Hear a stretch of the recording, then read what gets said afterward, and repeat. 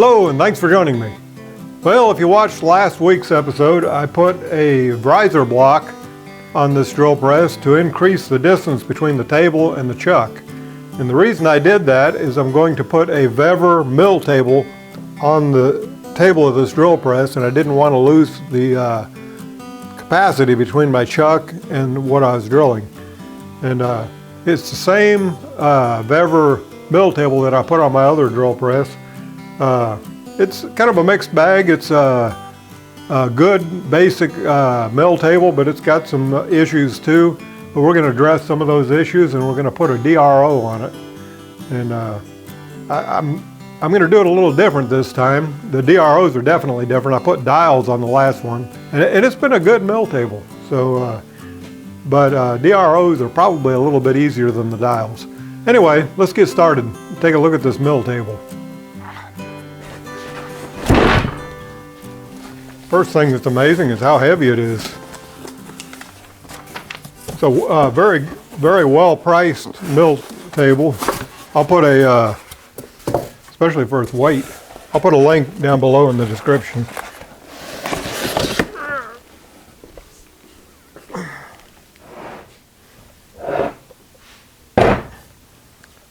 Well, there it is.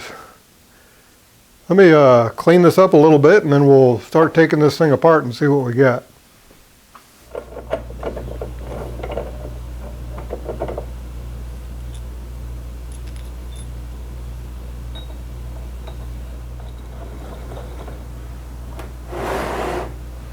You know, the lead screws and everything on this are rather crude. That handle doesn't fit right. Don't really know. I guess that goes over that. I guess you put washers or a spacer underneath that. But the basic castings on this thing are really exceptional. It was the same thing on the last one I bought. Really quite nice. On the last one, I put all new lead screws on it because I wanted them 10 threads per inch. But I'm considering just leaving these lead screws. I mean,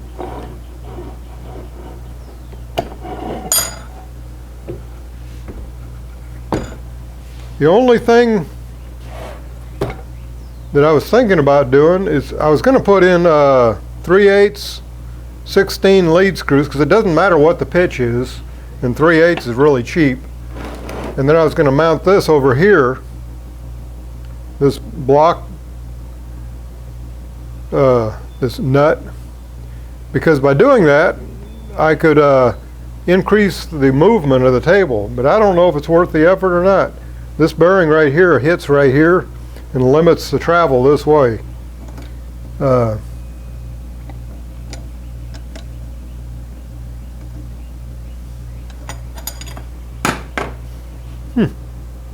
I may just stick with these lead screws. That's not too bad.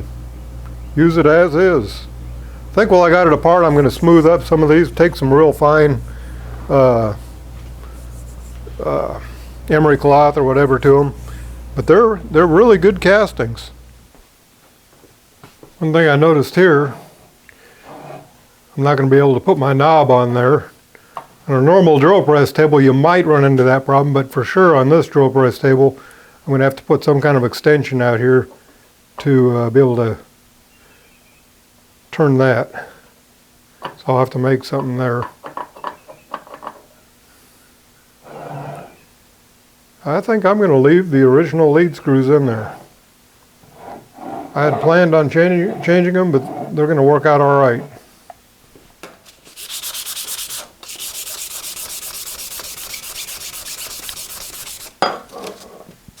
Looks like this has had a little moisture exposure. It's not too bad though. Can't beat the price.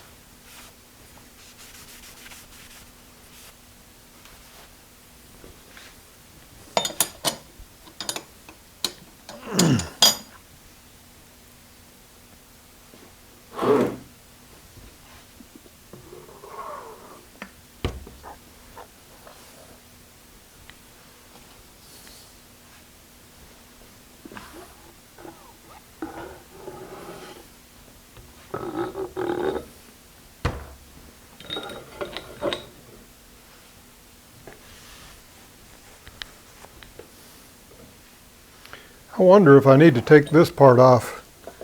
Well, I got all this part of, I think I knew. I think I need to take this off here. Check all this out in here.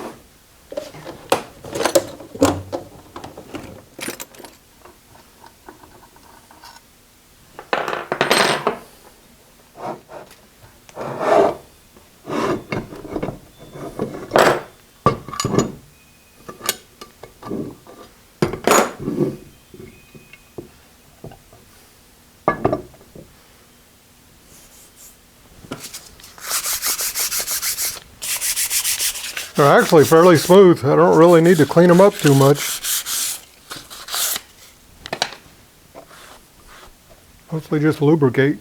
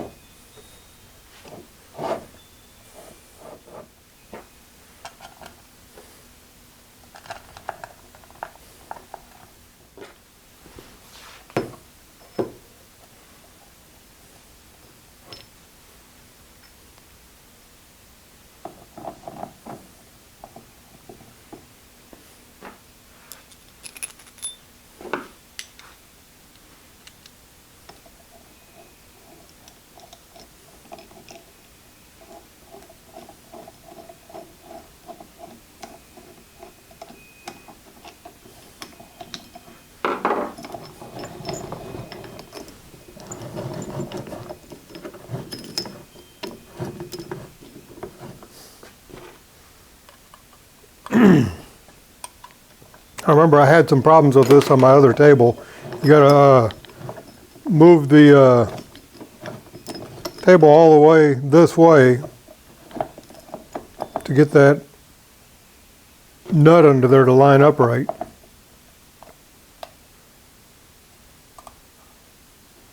Lock it down. It's kind of a hit and miss deal where it wouldn't bind up. This staining doesn't hurt anything, but I just don't like to start out dirty like that.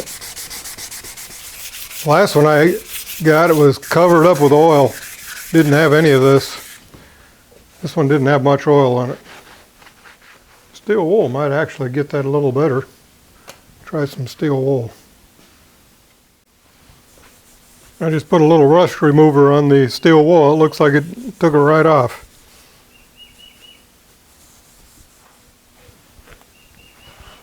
Yeah, it looks a little better. Well, looking back at what I did on my other mill table here, I put a lock down here on a long rod where it was easily accessible because you couldn't get under here to lock it. I'll probably do that. And then I put a dust cover here. I don't know if I'll do that or not because it might get in the way of the DRO.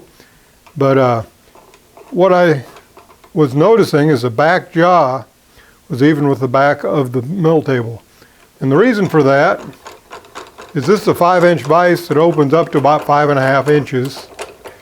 And that's about what the mill table travel is. So if I want to move, I mean, when it's all the way out here, I go just beyond the jaw right there. I'll go a little bit further. And then the same going this way with the vise mounted right there. So I get full travel and full use of my vise by having it mounted right like that.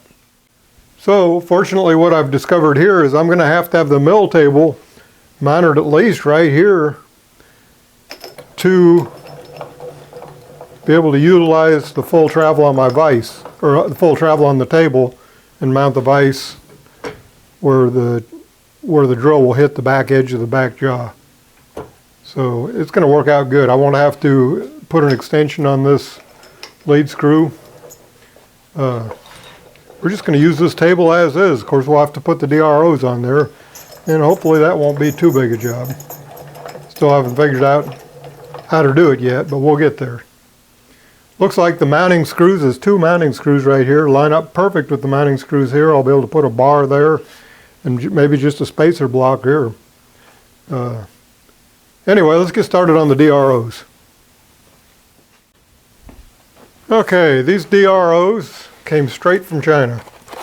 They ordered them from Amazon, and they took about 3.5, 4 weeks to get here. But they're probably going to work good. I've got similar DROs on my RF30 round column mill, and I love them. Essentially on these DROs, you mount one part stationary, and this part moves with the table. But the tricky part is you have to not have this binding in any way. They give you some brackets, like for various different mountings. That, I'm not sure what that is.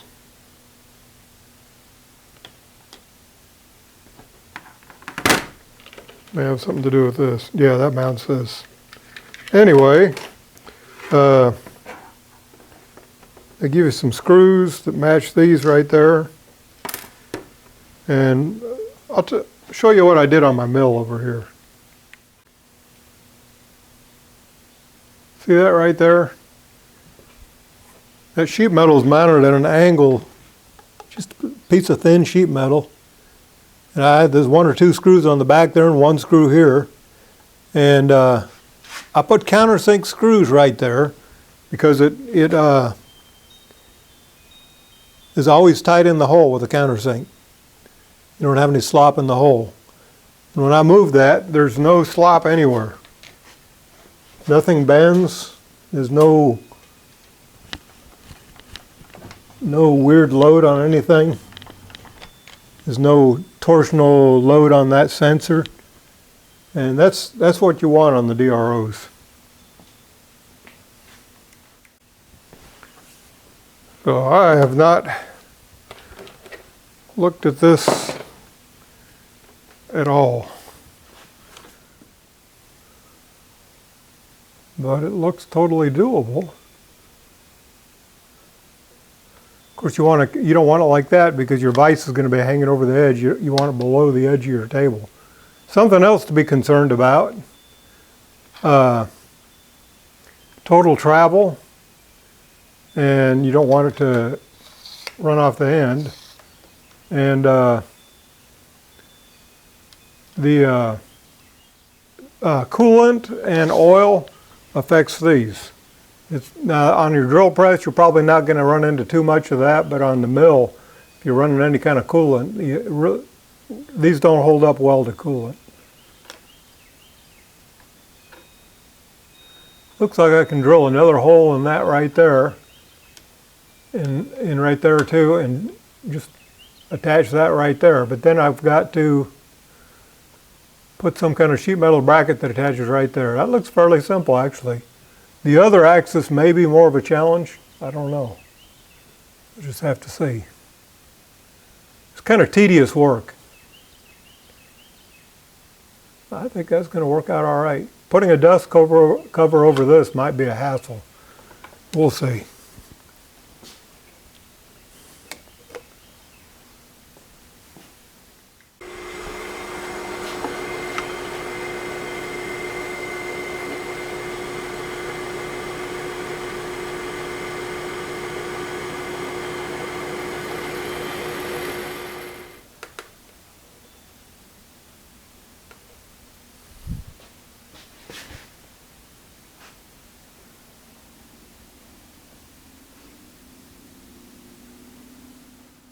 I'm using 632 screws here, and I'm using the clearance hole size to make the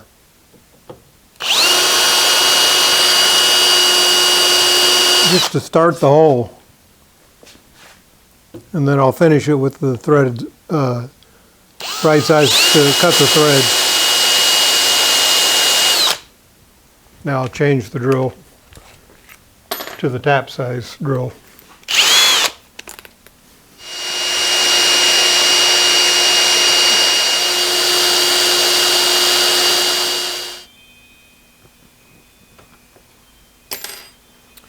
Well, I think that'll work pretty good. Now I've got to take it back off and come up with some kind of sheet metal arm to attach to the back. Hopefully I got enough clearance behind it. On my mill, I think I had to put some washers underneath this bracket right here to give me enough clearance for the bolt to hold this sheet metal on. That sheet metal seems kind of flimsy, but it's ideal. It just needs to be rigid this way. I think I'm going to trim that down a little bit.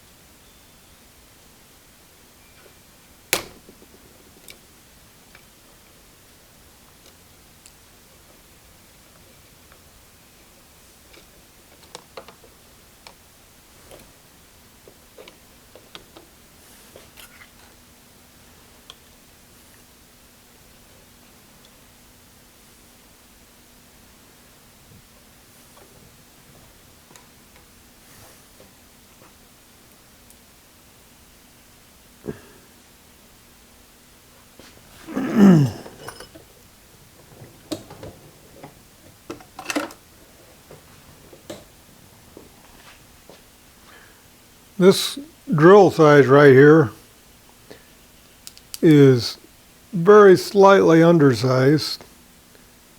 I didn't have the right size. Actually, I probably do have the right size number drill. I got a number drill set, but the fractional size, it wasn't the right size for it. But I'm going to force this screw in here to make its own threads, because I want it to be very tight. Don't want any slop in there.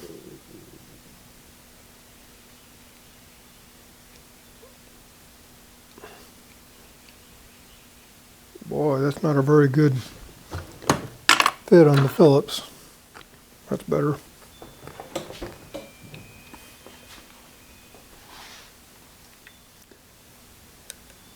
It looks to me like I'm going to have to shorten that screw or put some washers under it. It did not come with any washers, but it looks like if I know it, I'm either going to have to shorten the screw or put washers under it, or it's going to hit that bar. Just about guarantee it. Yep. So the bars. Been nice if they gave me some screws that are a little shorter.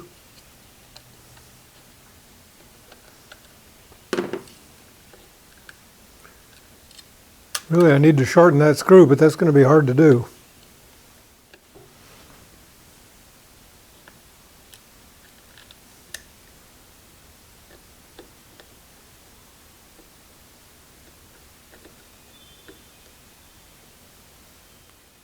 Yep, now I need spacers, because it is, it's going to hit. That's okay.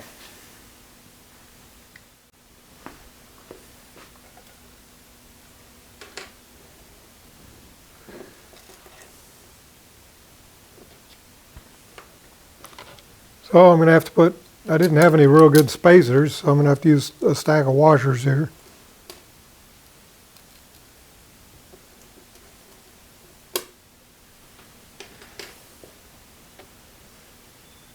Yeah, that'll work.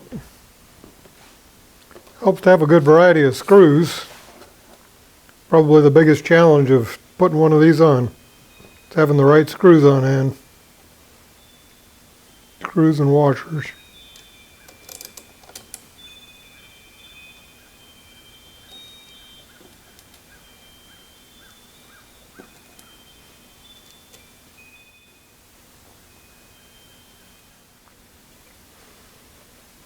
Now this can be bent as needed, if you need to. And that looks like it needs to be bent a little bit. There we go.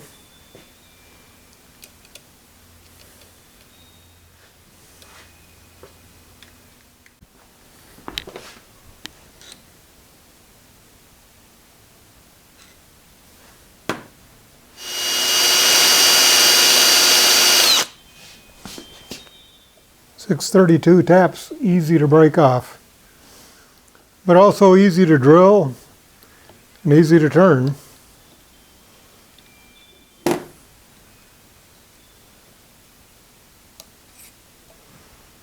There we go. Perfect.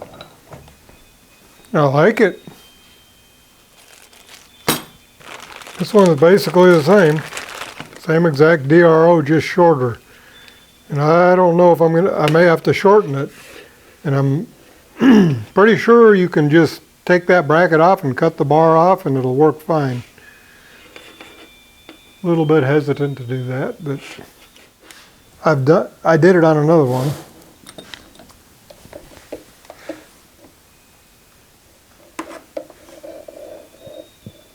I'm gonna have to think about this.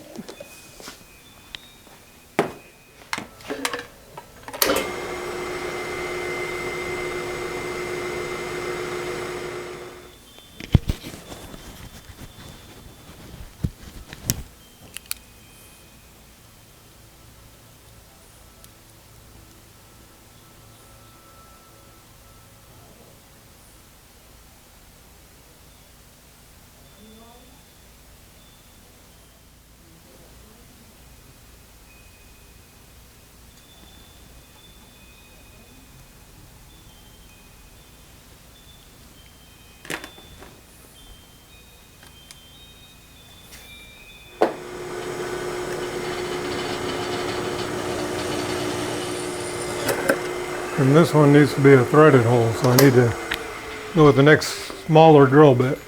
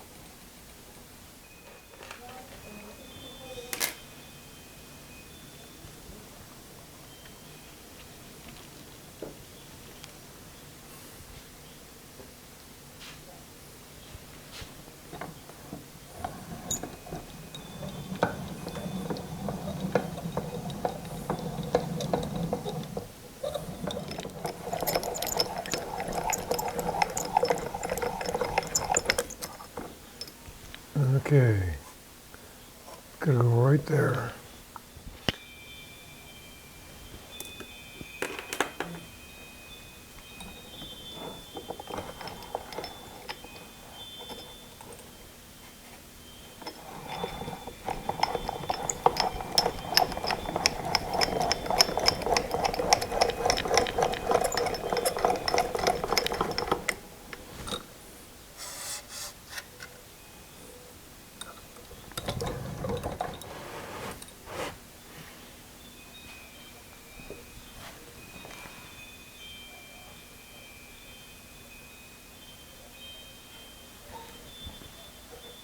The way this is made, you've got to run it back and forth and make sure you got clearances everywhere.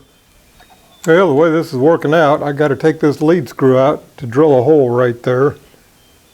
It's kind of confusing to put these on. You got to have clearance. I got to have clearance for that. It's going to work out all right. But I had to leave this DRO bar long in order to get full travel out of it. The width of this takes up quite a bit. Just have to run it back and forth a few times, make sure you got clearance. On my drill press, it's not going to be an issue. If you put this on your drill press with DROs, you may have to shorten that bar a little bit. I don't know how much more you can shorten it though, and still get full travel.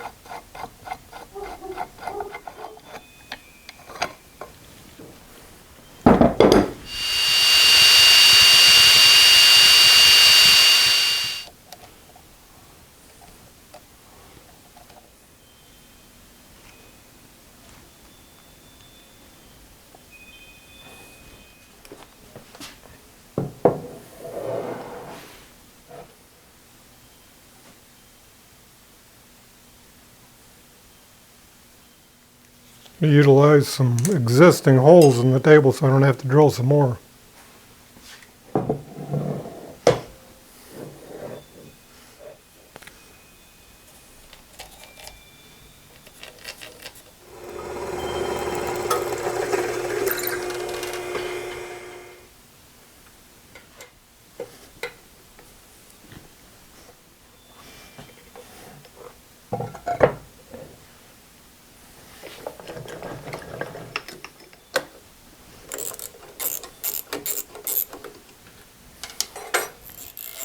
This size is just a spacer, it doesn't really hold it down to the table.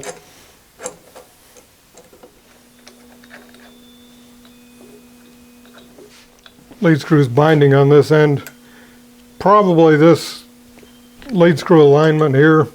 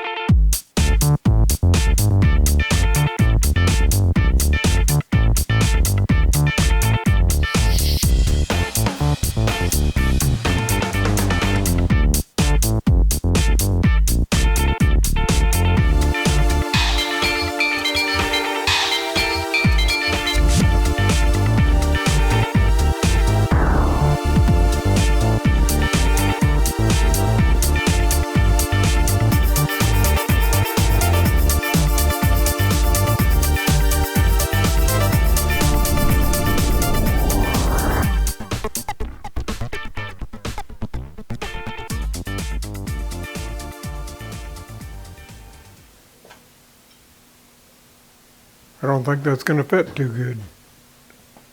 I think I should have made them like that. I think I'll cut that off right there and weld it right there. That'll work out good.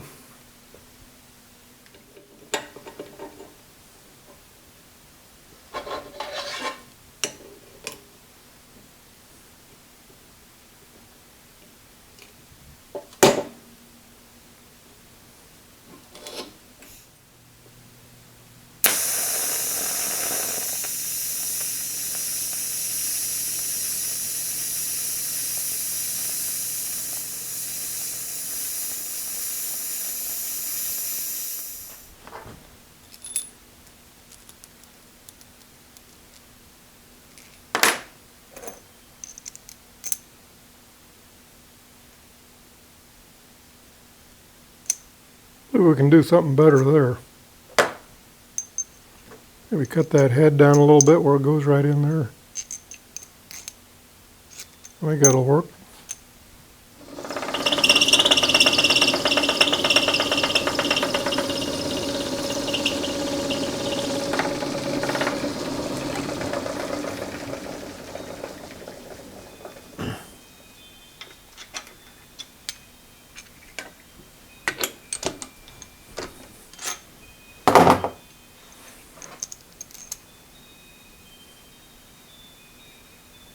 That'll work good.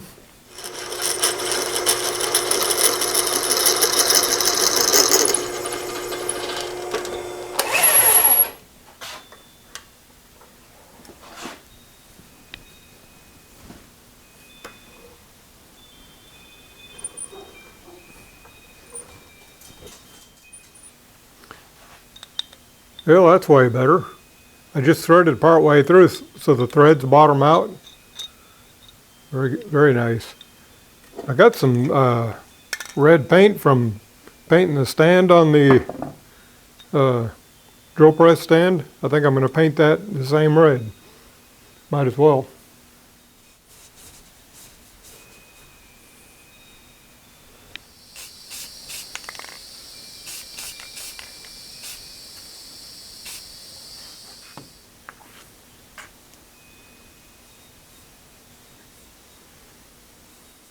That'll look good.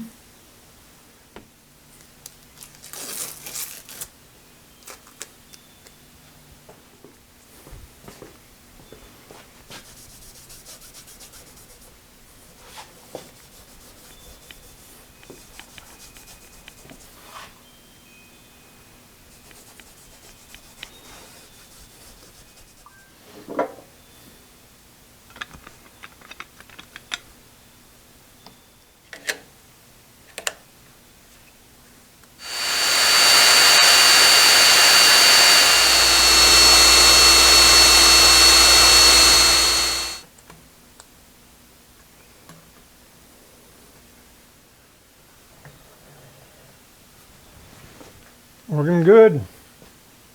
Love it.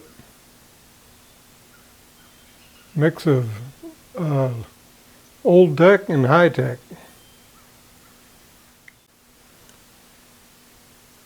Well, the same red in the table as the stand. It's a nice little touch. And the DROs work great. But there's one more thing I want to do to it. This table here has locks, and they work really well. But the one under here is really hard to get to, especially if the table's moved that way. So I want to put an extension on it. And I'll just put a T-handle on it. There's the lock. So when the table's out like that, really hard to get to. So it needs to be about that long. And I'm just going to drill a hole and put that bolt in that and weld it and put a T-handle in there.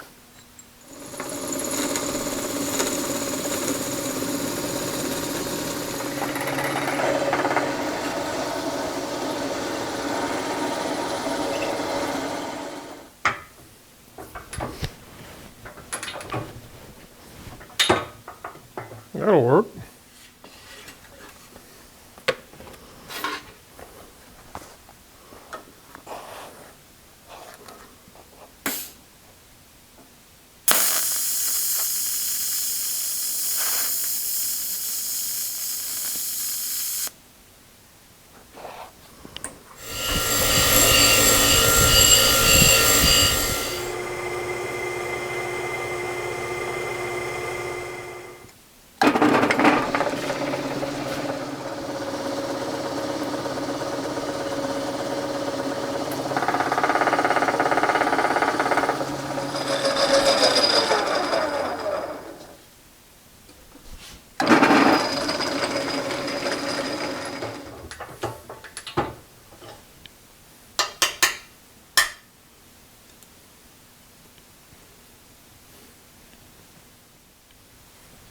There we go.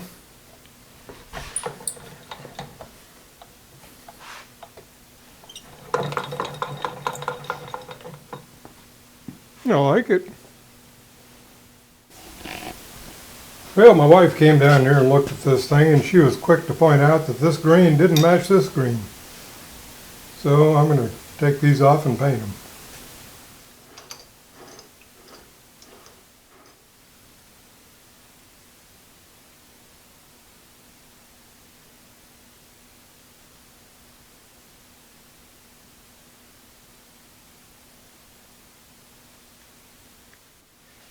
Well, that about wraps it up for today. Next week we'll put the bearing up here. I wanted to get that done today, but the sleeve bearing that I was going to put up there didn't come in. But it won't take very long.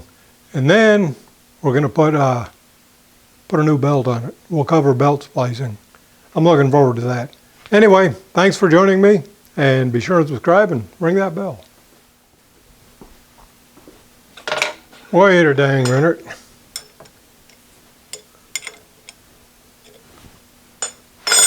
There was one more thing I wanted to do here. I want to have time to do that belt splicing video next week, so we got to complete this week.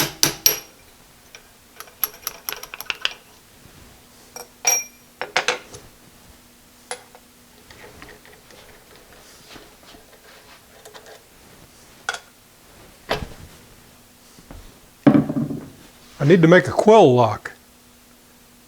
I got to have something to lock this quill. The quill lock is super handy.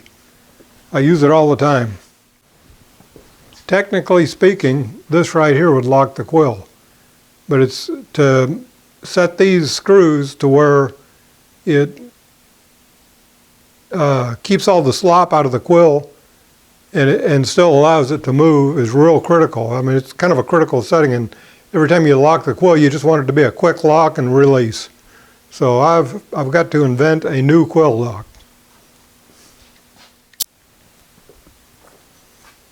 Okay, I got a locking ring here. It's about the right width. I got to bore it to that same diameter right there.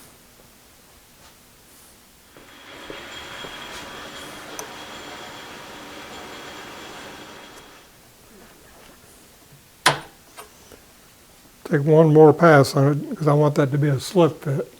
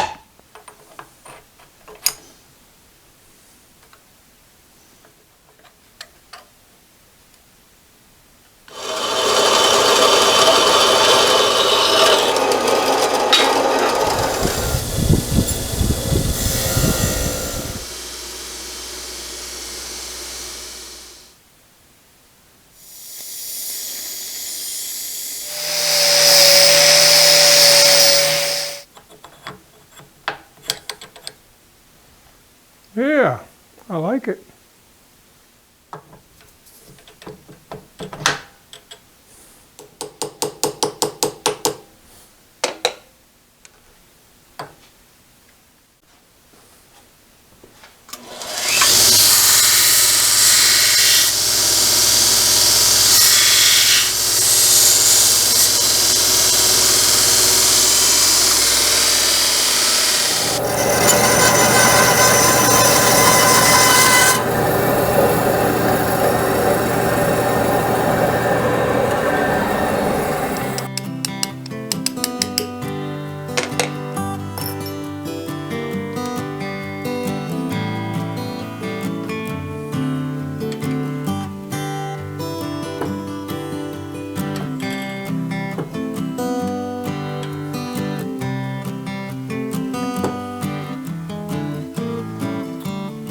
Now I'll just come up with a knob to put on there. Okay, that's it for today. Thanks for joining me, and be sure and subscribe. Ring that bell.